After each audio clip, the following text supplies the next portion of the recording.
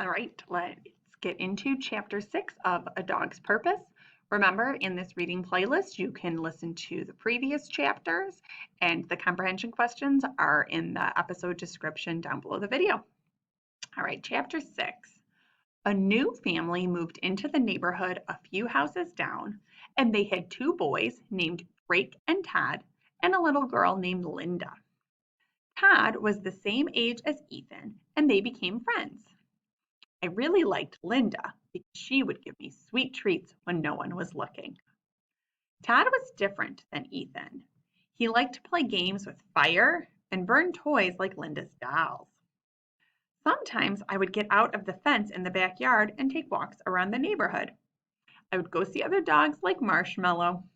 One day I walked farther than usual and was worried I would miss Ethan's bus when it came back home. I went by the creek which took me past Todd's yard. Todd saw me and called to me. "Here, Bailey," he called. I looked at him. There was something about him that I didn't like. "Come on, boy," he said, turning to take me into his house. I thought I should do what people told me, so I followed him inside. Inside of the house, Tom's mom didn't see me, but his sister Linda did. Linda held out her hand, and I licked it, but Todd pushed it away. "Leave me alone," Todd said. He brought me into his bedroom and closed the door.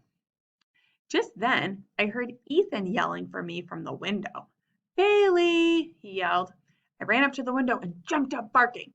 "No, bad dog, no barking," Todd yelled at me. Then he hit me. Todd was mean to Bailey. "Todd," a woman called from another room. Todd gave me a mean look and said, "You stay here." He left the room and I walked around the room.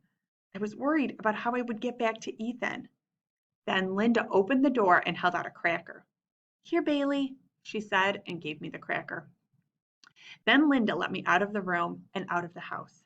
I ran to the car that Ethan and Mom were in as fast as I could. Ethan ran to me. "Oh, Bailey, where have you been? You're a bad, bad dog," he said. After that day, I stayed away from Todd's side of the street and hid from him if I saw him playing. Todd was mean to Bailey. I learned new words every day. I would get told I was a good dog and sometimes a bad dog. They also started telling me I was a big dog. It was getting harder for me to lay in Ethan's bed. I learned that snow meant there was white stuff all over the ground. I learned that spring meant it was warmer outside and Mom would plant flowers outside. When everyone would leave the house, I would dig the flowers up and chew them. For some reason, they would say I was a bad dog when I did that. Then one day, Ethan got off the bus and was happy because school was done for the summer. I was so happy that we got to stay home together all day. Right, that's the end of chapter 6.